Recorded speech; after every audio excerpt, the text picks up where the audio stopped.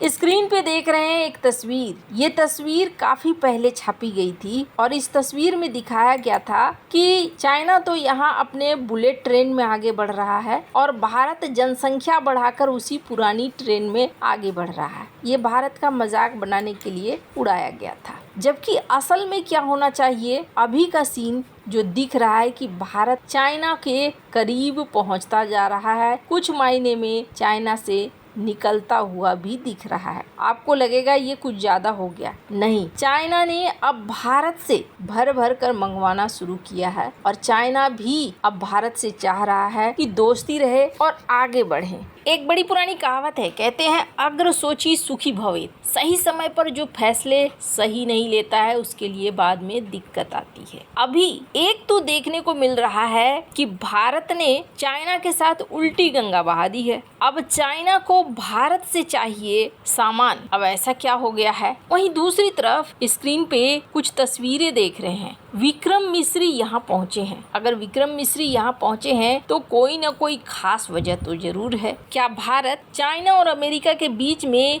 एक नया गेम खेल रहा है? जानेंगे जियोपॉलिटिक्स में क्या कुछ चल रहा है। हमेशा की तरह जानने को मिलेगा बहुत कुछ। आइए जानते हैं इन खबरों को विस्तार से। ये जो तस्वीर देख रहे हैं, ये तस्वीर सामान्य तस्वीर नहीं है।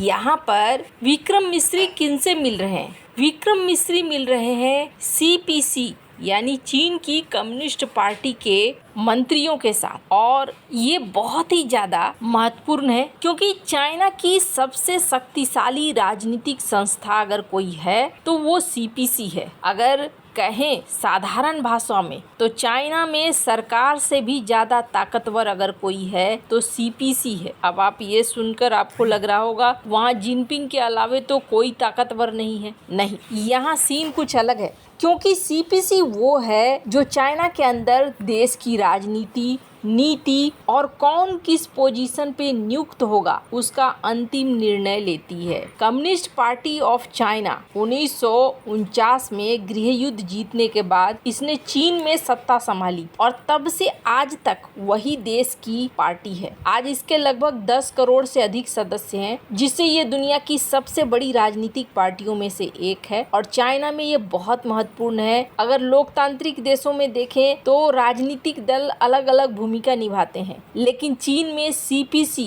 और स्टेट गवर्नमेंट एक दूसरे से गहराई से जुड़ा हुआ है। CPC क्या क्या करता है? नेशनल पॉलिसी बनाता है, सेना को लेकर डिसीजन लेता है, विदेश नीति, इकोनॉमी और कई कार्यक्रम है। बड़े बड़े पदों पर किनको कहाँ बिठाना है इसका भी निर्णय CPC लेता है। यानी कि चीन में किसी भी बड़े निर्णय के पीछे अकेले जिनपिंग नहीं होते हैं, वो CPC है। चीन में सबसे शक्तिशाली व्यक्ति वो होता है जो आम तौर पर CPC का महासचिव होता है। हालांकि इस पद के जरिए ही CPC को कंट्रोल करने की कोशिश करते हैं शी जिनपिंग, क्योंकि CPC के ये महासचिव भी हैं, चीन के राष्ट्रपति भी हैं और केंद्रीय सैन्य आयोग के अध्यक्ष भी हैं। इन तीनों पोजीशन को शी जिनपिंग ने अपने हाथ में रखा है ताकि चाइना में वो सबसे ज्यादा ताकतवर रहें। अब यहाँ पर देखने को मिल रहा है कि विदेश सचिव विक्रम मिश्री, इन्होंने CPC के इंटरनेशनल डिपार्टमेंट के उप मंत्री से मुलाकात और तस्वीरें सोशल मीडिया में आनी शुरू हो गई। बात क्या चीज हुई है?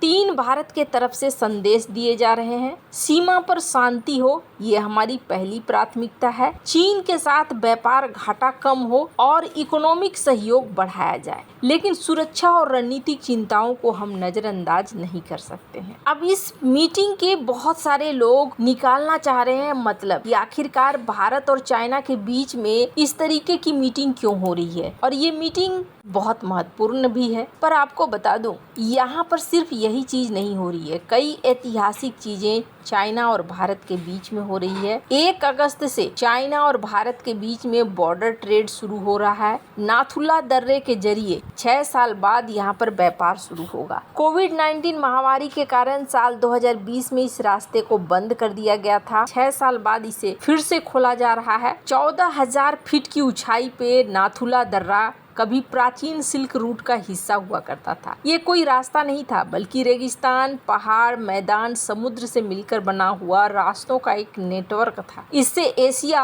और मिडिल ईस्ट में व्यापार होता था और इस रास्ते को एक बार फिर से खोला जा रहा है ताकि व्यापार हो सके। अब आपके मन में सवाल आएगा कि भारत ने तो पहले रोक दिया था, चाइना से व्यापार नहीं कर रहा था, अब हम चाइना से व्यापार क्यों कर रहे हैं? तो स्क्रीन पे एक आर्टिकल देखिए। जून 2026 में भारत से इंजीनियरिंग के सामानों को खरीदा है चाइना ने। 21% बढ़ गया है चाइना की खरीद। करीब 11 से 12 बिलियन डॉलर का उन्होंने खरीदा है। तीसरा महीना है। चीन को भारत के इंजीनियरिंग एक्सपोर्ट में 74% की बढ़ोतरी हुई है। अब इतना ज्यादा क्यों हुआ है? खास तौर पर ये देखा गया है कि चाइना के अंदर इंजीनियरिंग के प्रोडक्ट की मांग बढ़ी हुई है। हालांकि चीन की वृद्धि सबसे तेज रही है, लेकिन भारत के इंजीनियरिंग प्रोडक्ट का सबसे बड़ा बाजार अभी भी अमेरिका है। अमेरिका को एक्सपोर्ट लगभग 2 बिलियन डॉलर का है। इसके अलावा जर्मनी, ओमान, तुर्की से भी अच्छी वृद्धि दर्ज की गई है। ओमान में भी रिकॉर्ड उछाल है। ओमान को इंजीनियरिंग प्रोडक्ट का निर्यात भारत ने 259 मिलियन डॉलर तक किया है, पिछले कई सालों की तुलना में ज्यादा है। और सबसे बड़ी बात कहें कि क्या खरीद रहा है? इलेक्ट्रिक मशीनरी, औद्योगिक मशीनरी, ऑटो कंपोनेंट्स, स्टील और कई और इंजीनियरिंग के प्रोडक्ट खरीद रहा है चाइना। जिस तरीके से भारत और चाइना के संबंध रहे हैं, ऐसे में बहुत सारे लोग सवाल करेंगे कि क्या भारत ये बेचकर सही कर रहा है? तो अभी देखिए, मैंने पहले भी कहा, जो पहले नहीं सोचता है वो बाद में पछताता है। अभी क्या सीन हो रहा है? डोनाल्ड ट्रंप का कुछ अता पता नहीं है। डोनाल्ड ट्रंप 100% अगर टैरिफ लगा देंगे तो भारत और चाइना को अपने व्यापार को और ज्यादा बढ़ाना पड़ेगा। ये दोनों ही देशों की मजबूरी हो जाएगी। लेकिन हाँ, भारत को यहाँ पर बहुत ज्यादा तैयार भी रहना होगा, क्योंकि कुछ सैटेलाइट की तस्वीरें हैं वो ये दिखाती हैं कि चाइना ने J-20 जैसे विमानों को तैनात रखा है तिब्बत के आसपास। उन्हें डर लगता है कि भारत कुछ एक्शन न ले ले। हालांकि भारत ने भी अपने साइड राफेल और S-400 जैसे घातक हथियारों को तैनात रखा है। हालांकि जिस तरीके से भारत और चाइना के बीच में नजदीकियां बढ़ रही हैं, ये देखने को मिल रहा है। अमेरिका में भी हलचल मचनी शुरू हो गई है। अमेरिका के कई एक्सपर्ट अब भारत को साथ लेकर चलने की बात कर रहे हैं कि अमेरिका गलती कर रहा है, भारत से दूरी बनाकर भारत को साथ लेकर ही आगे बढ़ना चाहिए। स्क्रीन पर इस वीडियो को सुनिए। They give a damn.